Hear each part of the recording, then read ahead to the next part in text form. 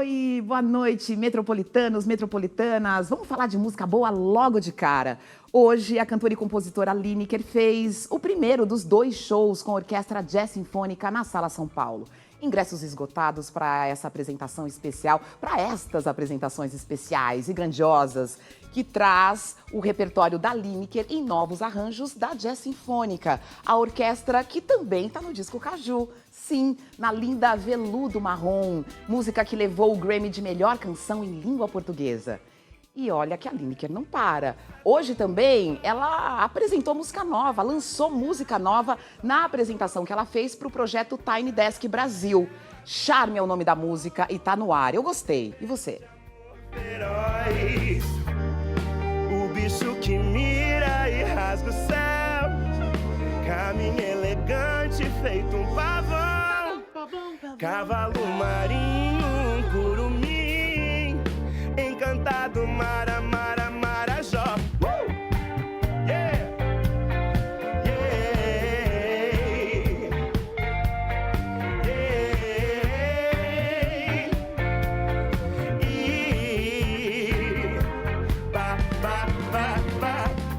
Ah, eu gostei! Como eu já disse, né? Ficou vontade, dá vontade de ver a Lineker. Então, se prepare, porque no dia 1º de janeiro, aqui na TV Cultura, tem Lineker e Jazz Sinfônica. Põe aí na agenda. E se você quer mais lançamentos, estreias, novidades, pode ficar com a gente. São 25 anos fotografando as pessoas e a paisagem do centro de São Paulo, mais precisamente do Minhocão, a partir da janela do próprio apartamento. Registros que agora estão no livro Aqui Não Tem Silêncio, do fotógrafo Felipe Morosini. Um dos maiores escritores infanto-juvenis do Brasil acaba de ver o seu livro A Droga da Obediência se transformar numa versão em quadrinhos.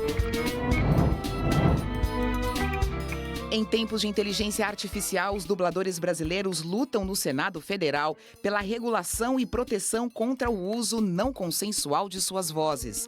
Na CCXP, eles abriram um espaço de interação com o público para que mais pessoas entendam e valorizem a profissão.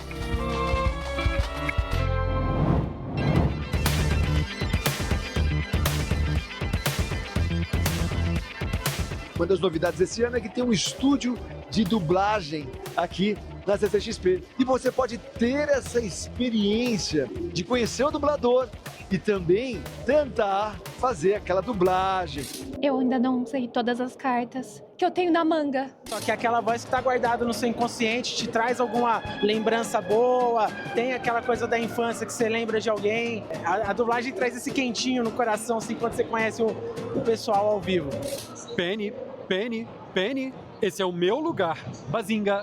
Muitas vezes o dublador é o mais próximo que o fã consegue chegar daquele personagem que ele gosta tanto. Sabe, muitas vezes quando são animações e tal, que o personagem, pô, ele não encontra, né? Não existe, mas o dublador tá ali, aquela voz que ele às vezes cresceu ouvindo. E é legal que tem muitos dubladores circulando aqui no evento. O que você tem pra mim hoje em Nova York? Que é o espetacular Homem-Aranha. A gente tá com a expectativa que tenham olheiros hoje aqui que descubram a gente. Colocar a galera pra dublar, pra conhecer um pouquinho mais a arte em si, é uma coisa que eu acho que tipo, aproxima ainda mais, dá um respeito à arte que inclusive agora nos tempos de IA, né, a gente vai precisar. Tem muito R aqui, ó, tá vendo, entre parênteses, esse R a gente chama de reação.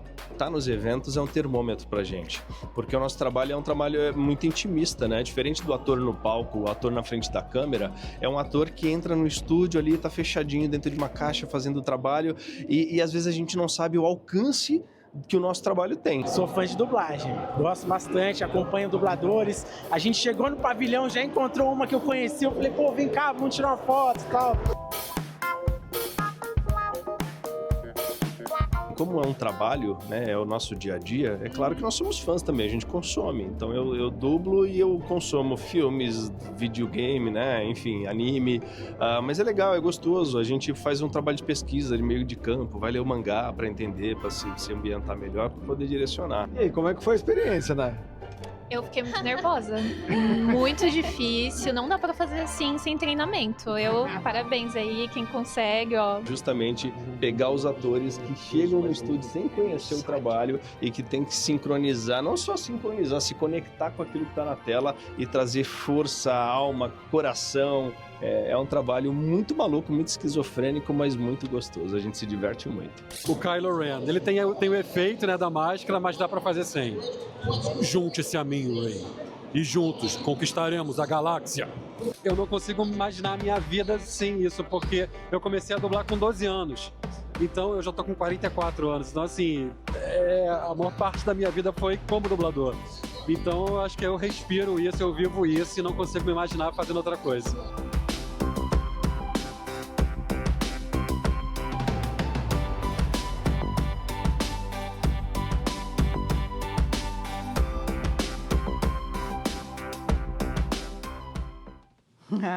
A gente continua na CCXP 2025, agora para falar de um clássico da literatura infanto-juvenil que virou HQ. O livro A Droga da Obediência, do escritor Pedro Bandeira, foi atualizado pelo próprio autor 40 anos depois do lançamento e segue conquistando novas gerações.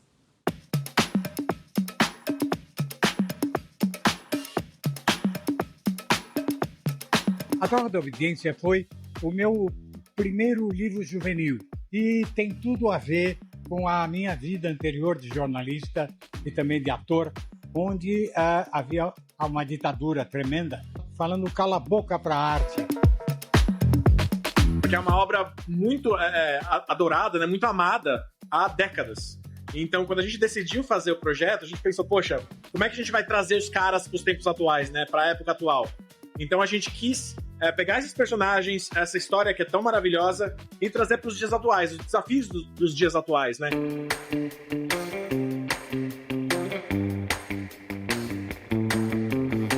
O gibi é uma arte especial e maravilhosa.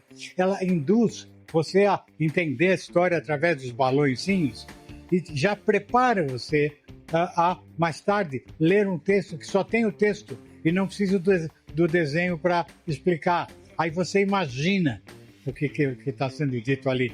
O Pedro é bastante inespecífico nas descrições.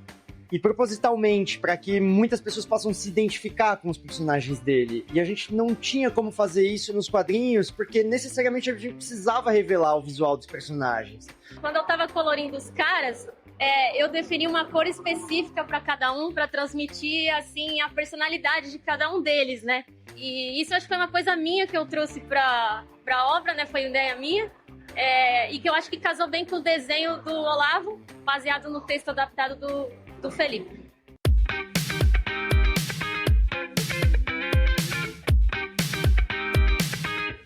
A gente quis respeitar e quis entender a essência da obra original. Então, por mais que a investigação que os caras fazem ou façam durante os livros seja muito forte, o que a gente considera muito importante na história é esse sentimento de amizade que eles nutrem. Gostei muito do contato com o Felipe Pan, com o Olavo. Na adolescência, que são meus leitores, todo mundo quer ser ouvido. Então eu escrevi isso para que a nova geração não passe pelos problemas que eu passei, que o Brasil todo passou com uma ditadura cruel e absurda.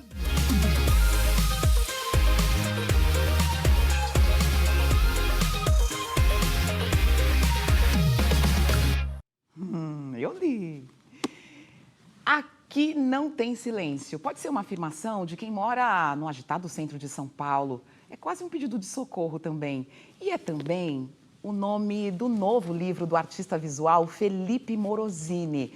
Da janela do seu apartamento, ele vê a cidade em miniatura, mas nunca perde o foco nas pessoas. O Morosini é o nosso convidado aqui de hoje para falar desse livro lindo, que traz assim, fotos de um trabalho de 25 anos ou mais? 25 anos. 25 anos. Boa noite, Felipe. Boa noite, Didi. Que honra estar aqui. Eu estou muito feliz de estar aqui. Também. Porque essas fotos que você escolhe para esse livro aqui, pensando na sua carreira, são fotos que você tira do seu apartamento. É a visão que você tem do seu apartamento, que fica na região central, ali em Santa Cecília. É Santa Cecília ali, né? Que andar que é, Felipe? 13º. Do 13º andar. Então, do 13º andar do seu apartamento, a cidade, as pessoas, a sua inspiração também, né? Sim.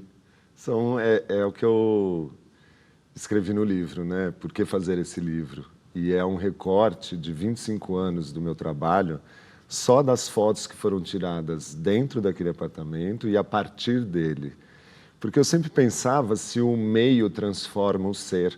E eu acho que é uma prova de que eu ter mudado para aquele apartamento me transformou nessa pessoa que eu sou hoje, no profissional que eu me tornei, né? Os meus pensamentos são a partir daquele lugar. Então, tem uma potência ali dentro, criativa, artística. Já aconteceram vários projetos de arte. É um livro bem geminiano, né? Assim, todos os assuntos me interessam, e principalmente o lado humano, né? Então, ele está todo condensado nessas 200 páginas. Isso é maravilhoso porque essa janela abre muitas possibilidades de interpretação da cidade, né? Sim. E quando você olha para essa janela, o que é que você buscava? E o que você busca a partir da sua lente? Eu acho que no começo era muito... Eu precisava entender onde eu estava. E, ao mesmo tempo, já tinha uma consciência e uma responsabilidade de o que está acontecendo no centro de São Paulo, né? É a Avenida São João que eu moro. Então, o que acontece se olhar para trás daqui a 50 anos? Como era a vida no ano de 2000 no centro de São Paulo? No ano de 2000 a 2025, que foi esse período que eu moro lá há 25 anos. Então, eu acho que tem esse lado meio antropológico de pesquisa, né? Trazer o elemento humano nesse universo urbano, que às vezes você acha que, né, você está sozinho nessa imensidão de prédios de concreto, e achar essas pequenas poesias no dia a dia que se mostram com uma certa dificuldade, mas que elas existem. Bom, eu já visitei o apartamento do Felipe Morosini algumas vezes, em algumas festas, em matérias do Metrópolis. Sim. E dentro do apartamento também tem ali uma vida da cidade que fervilha, que você consegue trazer para esse apartamento. Isso também é super interessante, né, Felipe? A gente separou algumas fotos aqui do livro, algumas fotos em que essas pessoas que você fica caçando na cidade, elas estão presentes.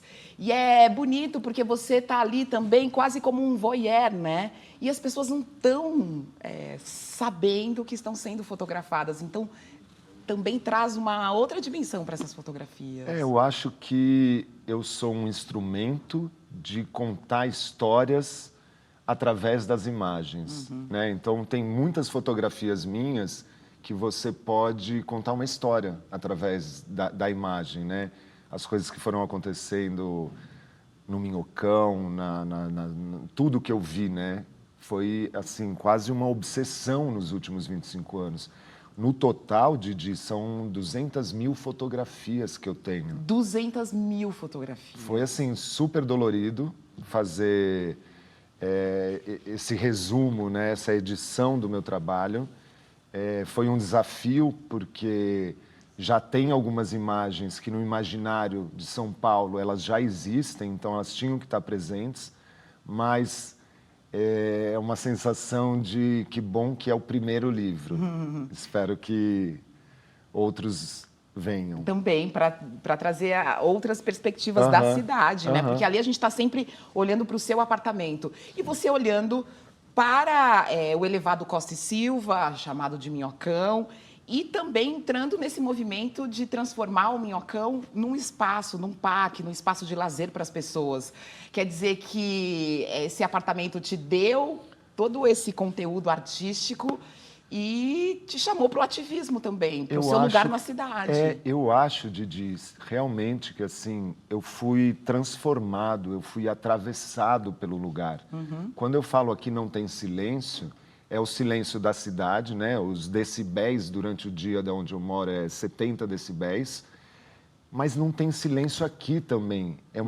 Me mostrou uma cidade que talvez eu precisasse ser mais ativo na concepção mesmo de fazer reunião na prefeitura, em audiências públicas. Porque é esse percurso Porque que você esse é o fez. percurso. Então, se eu for olhar a história, né, do meu envolvimento ali na região, 2010, 2011, que eu pintei umas flores gigantes no Minhocão. E a partir daquele momento, o imaginário também começou a imaginar aquela estrutura como uma área de lazer. Então, eu acho que é um trabalho assim emocionante. Você vê, tem uma foto que acabou de passar, que é de uma criança que ela estava aprendendo a andar no asfalto. E quando você vê uma criança no asfalto, né, você na hora você já pensa, meu Deus, deixaram uma criança sozinha no meio do asfalto. E naquele momento eu entendi que para aquela criança, aquele asfalto, podia ser grama, podia ser... Ela estava num lugar público, que possibilitava o lazer e hoje ele foi eleito o lugar mais legal de aprender a andar de bicicleta, Em de São skate e de patins. Então, você sai de um cenário onde a carro-dependência transformava aquilo lá. Não, isso serve só para carros. Agora eu acho que as pessoas entendem que também pode ser para as pessoas. Então, é um trabalho emocionante. É emocionante mesmo. Esse dia pintando as flores no Minhocão, e eu estava nesse dia pintando as flores ali no Minhocão, é uma sensação diferente mesmo, de você, num lugar tão árido, conseguir trazer poesia, conseguir estar fazendo alguma coisa pela sua cidade. Isso deve ser uma sensação que você tem também. Não, e de você poder caminhar onde, durante o dia, passa 70, 80 mil carros. As pessoas falam, mas é meio absurdo, né? Um parque sem árvore. E eu sempre falo que esse parque é sobre as pessoas, né? Ele alimenta a região pela ausência de espaços de lazer, né? Os parques da região fecham às 18 horas.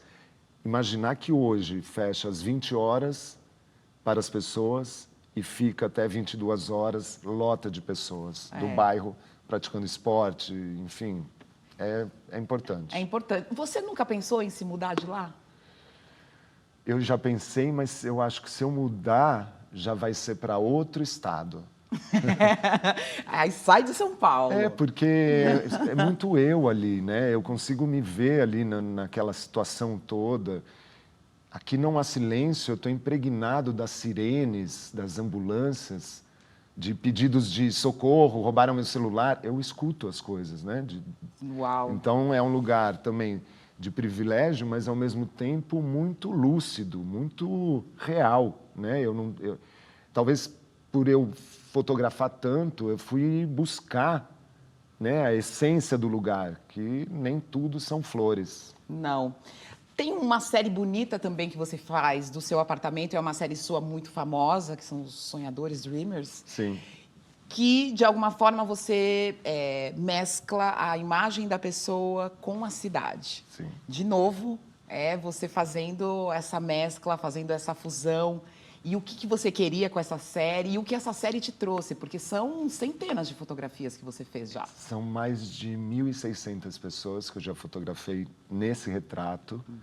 Eu me coloco na frente de um vidro, que é o vidro da varanda. Então, entre a pessoa e a cidade, tem a minha sombra. E eu faço os recortes da cidade e cada retrato é diferente do outro. Assim, é muito interessante, porque poderiam sair todos os retratos iguais, mas há 25 anos eu faço retratos diferentes no mesmo lugar.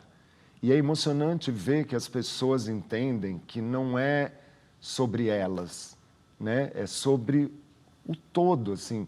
Primeiro que você faz parte de um conjunto de fotografias, né?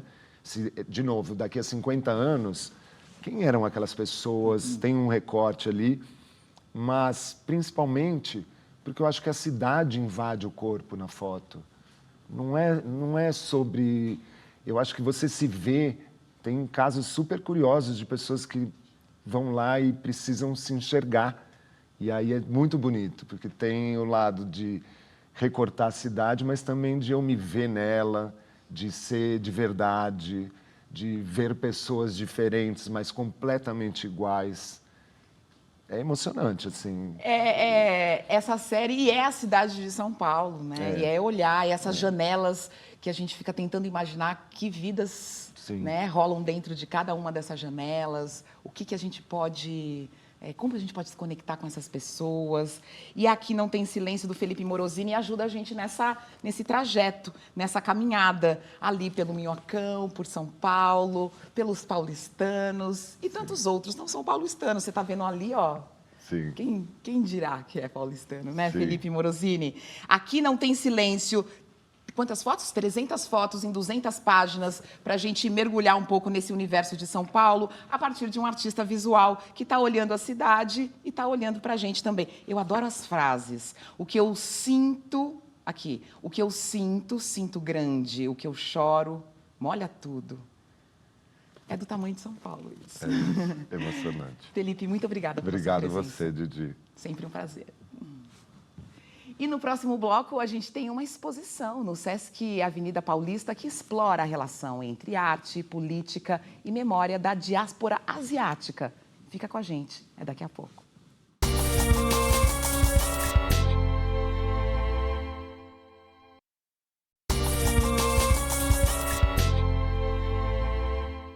Metrópolis de volta e dentro de uma exposição, Cartas à Memória está em cartaz no Sesc Avenida Paulista e reúne 90 obras de 29 artistas das Américas e da Ásia que revisitam histórias de repressão, deslocamento e resistência por meio da arte visual.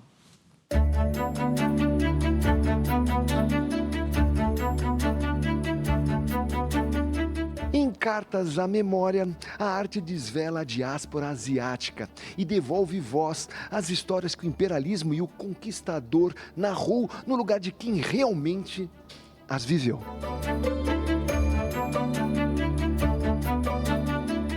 A exposição Cartas à Memória é uma exposição que reúne obras de 29 artistas e coletivos para trabalhar com o tema da memória, da política da memória na diáspora asiática.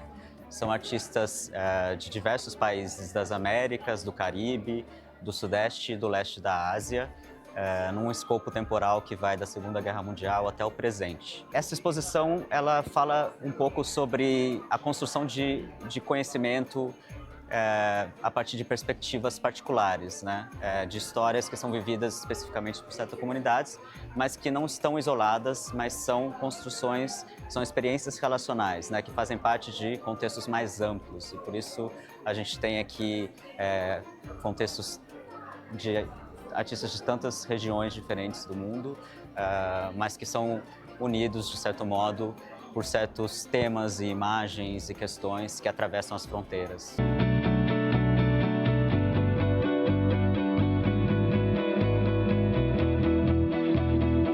A exposição também traz um pouco dessa construção do termo asiático, né, a partir da Guerra Fria, né, da década de 60, 70.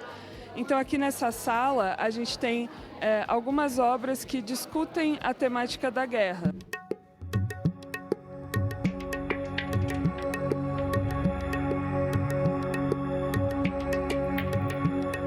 A exposição ela propõe um outro ponto de vista, né? Que não é o ponto de vista do colonizador, justamente. É um ponto de vista dessas comunidades, desses países, né? Do leste, do sudeste asiático e das Américas, né? E de como esses contextos transpacíficos dialogam.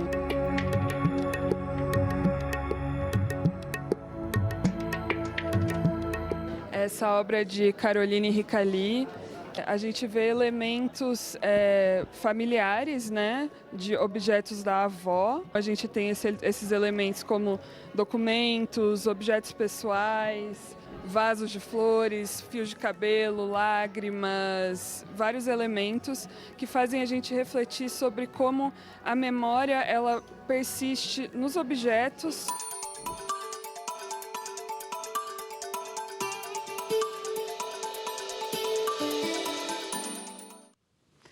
Cinema, teatro, música experimental, tem mais dicas para você curtir essa semana.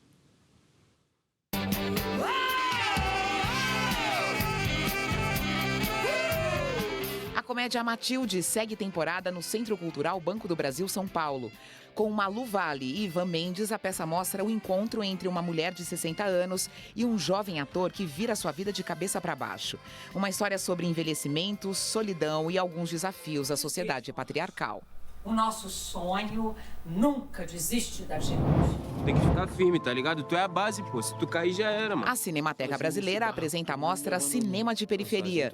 São 35 filmes produzidos nas regiões periféricas do Brasil entre os anos de 2001 e 2025. Tem ficção, documentário, curtas, longas e debates sobre formação do audiovisual nas periferias. Todas as atividades são gratuitas. Batalha contra o mal, ser valente. Seguir marcha triunfal, ser valente. Pela Dinamarca, eu quero várias marcas, labels, caras, corpo, cabide. Em sua 15ª edição, o Festival de Música Novas Frequências faz sua estreia em São Paulo. O evento reúne vozes de diferentes países e linguagens, formando um mosaico da cena experimental contemporânea. Até sábado, no Sesc Avenida Paulista, Teatro Cultura Artística e Teatro Municipal.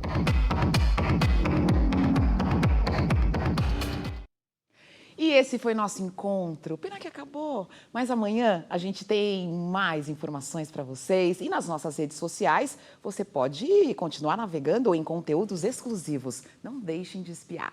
Amanhã tem mais Metrópolis, às 11 da noite. Um beijo. Tchau, tchau.